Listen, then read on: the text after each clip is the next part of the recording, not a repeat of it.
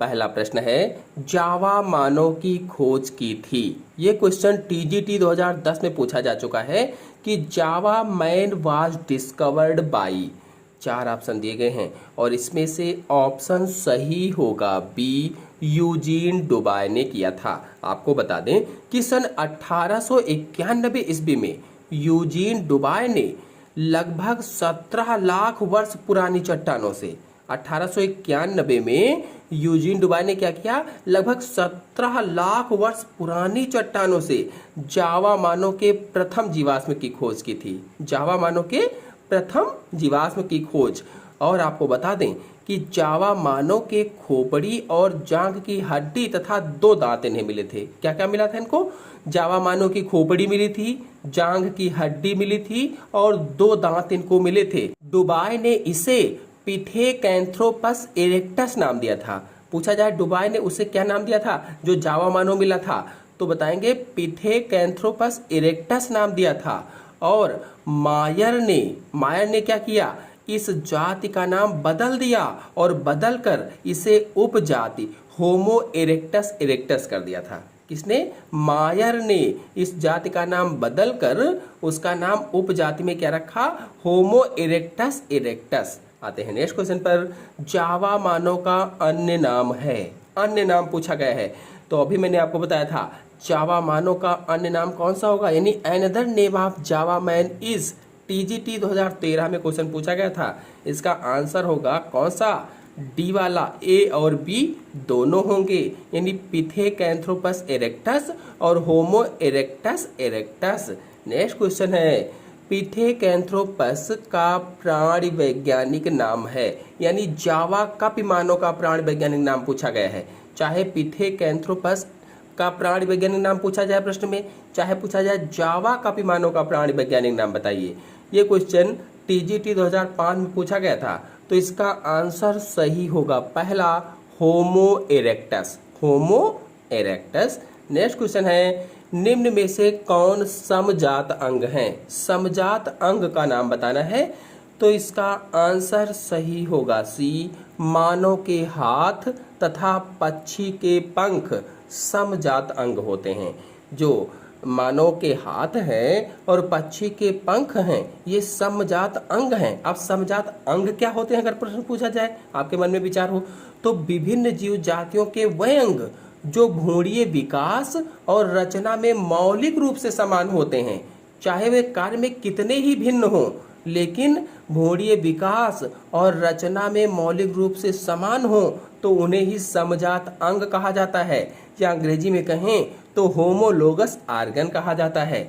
और इनकी इस समानता को समजातता कहते हैं। इसी समानता को क्या कहा जाता है? समजातता कहा जाता है या होमोलॉजी कहा जाता है। आपको बता दें कि यदि कभी प्रश्न पूछ लिया जाए कि समजात अंग विकसित होने का कारण क्या है, तो बताएंगे अपसारी विकास विकसित होने का कारण है, यानी इसका कारण अपसारी विकास या डाइवर्जेंट एवोल्यूशन होता है। जब समजात अंग विकसित होते हैं, इसका कारण क्या है, क्या बताएंगे? अपसारी विकास या डाइवर्जेंट एवोल्यूशन।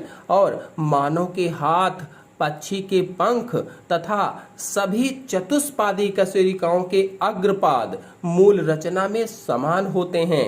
आते हैं नेक्स्ट क्वेश्चन पर, व्हेल, चमगादड़, चीता तथा मनुष्य के अग्रपाद उदाहरण है। ये किसके उदाहरण है? टीजीटी 2011 में क्वेश्चन पूछा गया था, तो इसका आंसर सही होगा कौन सा? पहला, समजात अंगों के या होमोलोगस ऑर्गन के उदाहरण होते हैं। आपको बता दें कि व्हेल हो, चाहे चमगादड़ हो, चाहे चीता हो या मनुष्य हो, इनके सबके अग्रपाद समजात अंगों के उदाहरण है या होमोलोगस ऑर्गन के एग्जाम्पल होते हैं। और विभिन्न जीव जातियों के वह अंग जो भ्रूणीय विकास और रचना में मौलिक रूप से समान होते हैं, मैंने भी आपको बताया था, चाहे वे कार्य में कितने भी भिन्न हो, अलग हो, उन्हें ही समजात अंग कहा जाता है।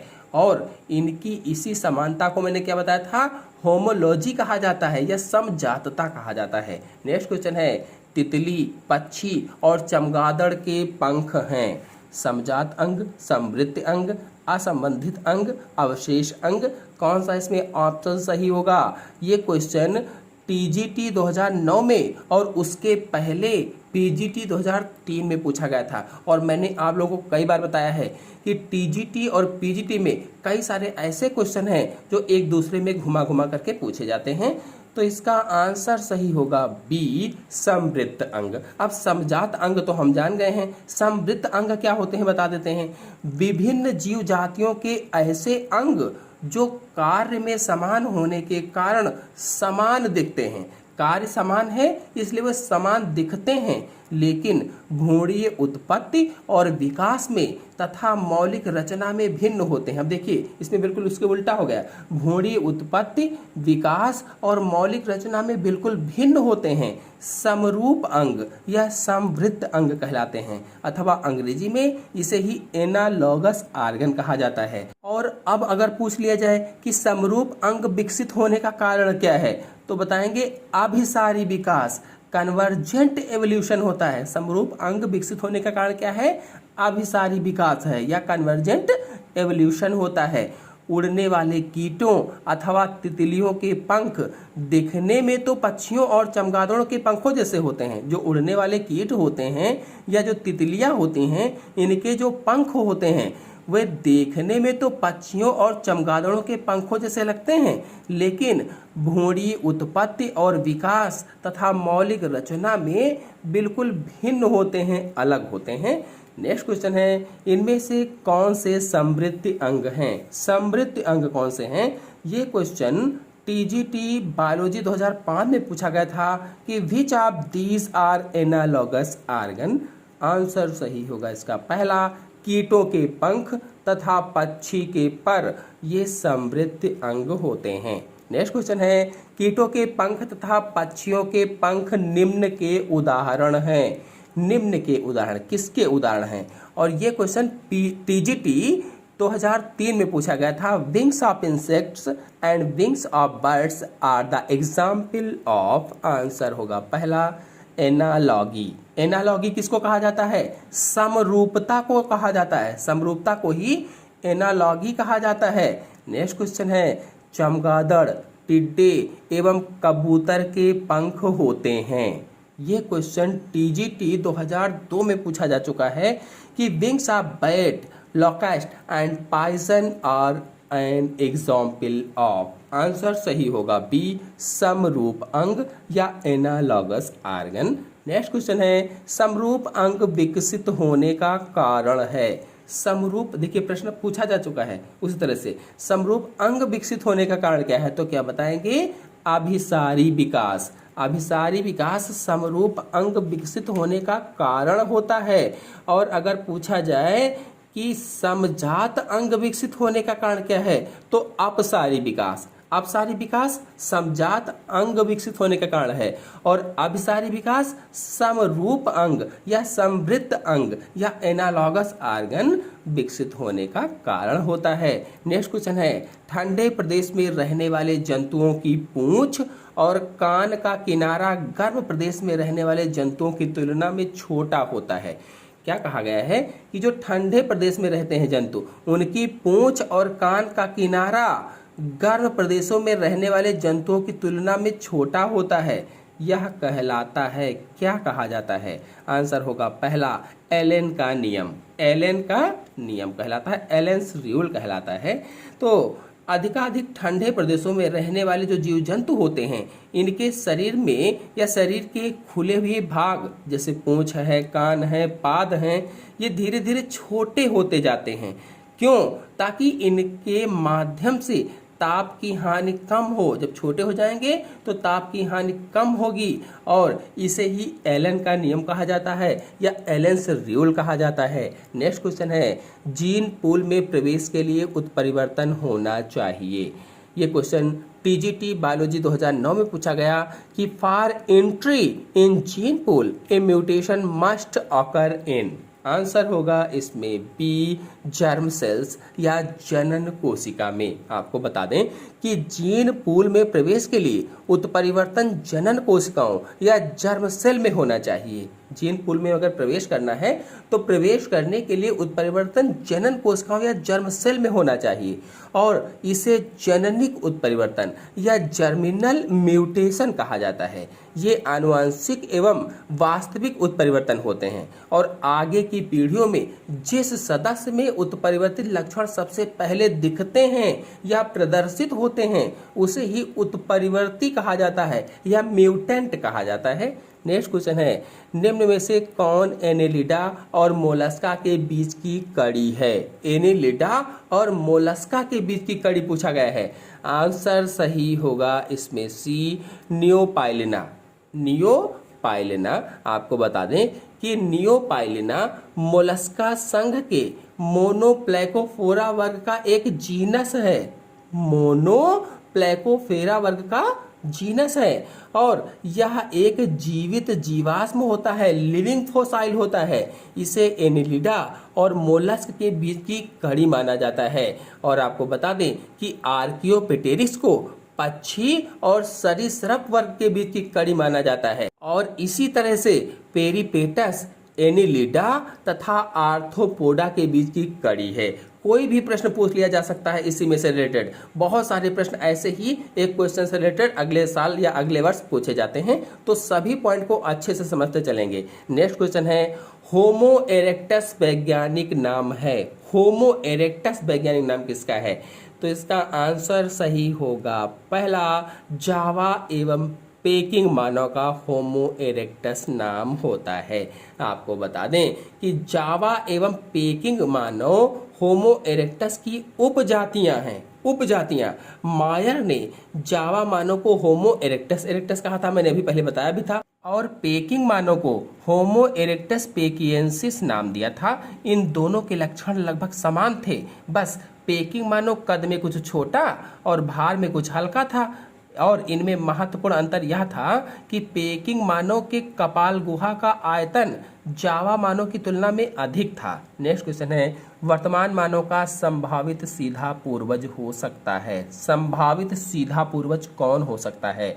ये प्रश्न पूछा गया टीजीटी 2002 में। द मोस्ट रिसेंट और nearest and direct ancestor of present man was possibly. तो इसका आंसर सही होगा बी, क्रोमैग्नन। क्रोमैग्नन, आपको बता दें कि क्रोमैग्नन मानव छोटे परिवार बनाकर गुफाओं में रहते थे और भोजन को अग्नि पर पकाकर खाते थे। जो क्रोमैग्नन मानव थे ये छोटे परिवार बनाकर गुफाओं में रहते थे, भोजन को पकाकर खाते थे। इनमें चित्र बनाने व कलाकारी के भी गुण थे। ये आधुनिक मानव या वर्तमान मानव के सबसे निकट थे। इन्हें वर्तमान मानव का सीधा पूर्वज माना जाता है, डायरेक्ट एंसेस्टर माना जाता है। और कुछ वैज्ञानिक क्रोमैग्नन तथा निएंडरथल दोनों को वर्तमान मानव का सीधा पूर्वज मानते हैं। नेक्स्ट क्वेश्चन है, निम्नलिखित में से मनुष्य का सबसे निकट संबंधी है। मनुष्य का सबसे निकट संबंधी, तो आंसर होगा क्या? क्रोमैग्नन मानव। नेक्स्ट क्वेश्चन है, होमो इरेक्टस क्रोमैग्नन मानव से किस बात में भिन्न थे? Homo erectus differs from Cro-Magnon मानव इन। टीजीटी बायोलॉजी 2010 में पूछा गया था। आंसर होगा इसका पहला, सामने की ओर उभरे हुए जबड़ों से। बता दें कि क्रोमैग्नन मानव की कपाल गुहा का आयतन लगभग 1600 क्यूबिक सेमी और चेहरा चौड़ा व सीधा तथा ठोड़ी विकसित होता था, जबकि होमो इरेक्टस की कपाल गुहा का आयतन लगभग 900 क्यूबिक सेमी और जबड़े आगे की ओर उभरे हुए तथा ठोड़ी अनुपस्थित होता था। नेक्स्ट क्वेश्चन है, आधुनिक मानव का निकट संबंधी है। आधुनिक मानव का निकट संबंधी प्रश्न पूछा गया है। आंसर होगा इसमें सी, चिंपैंजी। चिंपैंजी आधुनिक मानव का निकट संबंधी है। नेक्स्ट क्वेश्चन है, कौन सा प्रमाण यह दर्शाता है कि मनुष्य अन्य होमिनॉइड कपियों की अपेक्षा चिंपैंजी के अधिक निकट संबंधी है? आंसर सही होगा इसमें डी, लिंग गुणसूत्रों, दैहिक गुणसूत्रों व माइटोकॉन्ड्रिया से निष्कर्षित डीएनए के द्वारा।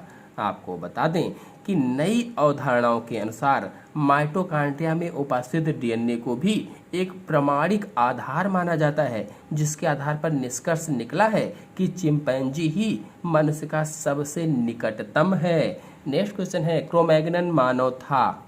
क्रोमैग्नन मानव फलभक्षी, मांसाहारी, शाकाहारी, सर्वाहारी।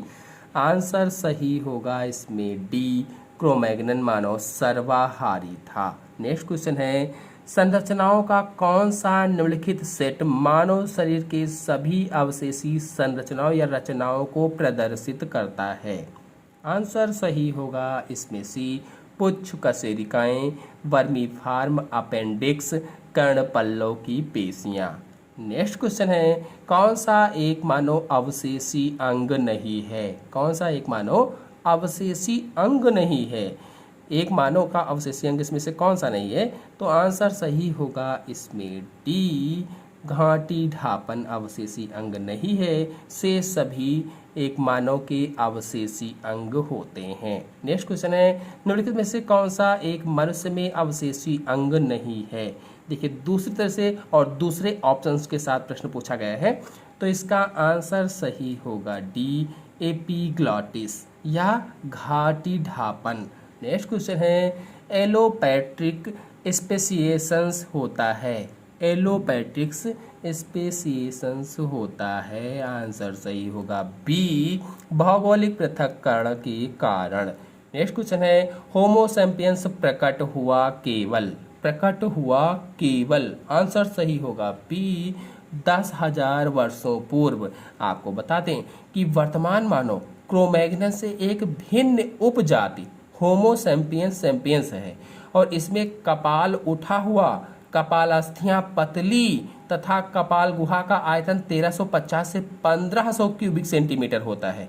और कहते हैं कि सबसे पहला या सर्वप्रथम वर्तमान मानव आज के लगभग 10 से 11,000 वर्ष पूर्व एशिया के कैस्पियन सागर से निकट विकसित हुए थे। कैस्पियन सागर के निकट विकसित हुए थे। नेक्स्ट क्वेश्चन है, इनमें से कौन सा हाल ही में खोजा गया वर्टिब्रेट जीवाश्म है जिसमें कार्पेल्स पाया जाता था और जो मत्स्य एवं टेट्रापोड के बीच का मिसिंग लिंक माना गया है? आंसर सही होगा इसमें डी, टिक्टोलिक। टिक्टोलिक। नेक्स्ट क्वेश्चन है, पेरिपेटस एक संयोजन कड़ी किनके मध्य है? पेरिपेटस को संयोजन कड़ी किनके मध्य है? मैंने अभी किसी क्वेश्चन में आपको समझाया भी था। इसका आंसर क्या होगा? सी, एनिलिडा और आर्थ्रोपोडा के बीच की कड़ी है पेरिपेटस। यानी पेरिपेटस सूंडी जैसा एक निम्न वर्गीय आर्थ्रोपोडा जंतु है और आर्थ्रोपोडा की भांति इसमें पंजे युक्त समखंडीय जोड़ीदार पाद होते हैं। सिर पर 2 एंटेनी भी होती हैं। श्वसन के लिए वायु नाले होती हैं और एनिलिडा की भांति इसमें कोमल त्वचा पर छोटी छोटी गुलिकाएं और लचीली उपचर्म, सरल नेत्र, उत्सर्जन के लिए नेफ्रेडिया भी होते हैं। इसीलिए इसे एनिलिडा और आर्थ्रोपोडा के बीच की संयोजक कड़ी माना जाता है।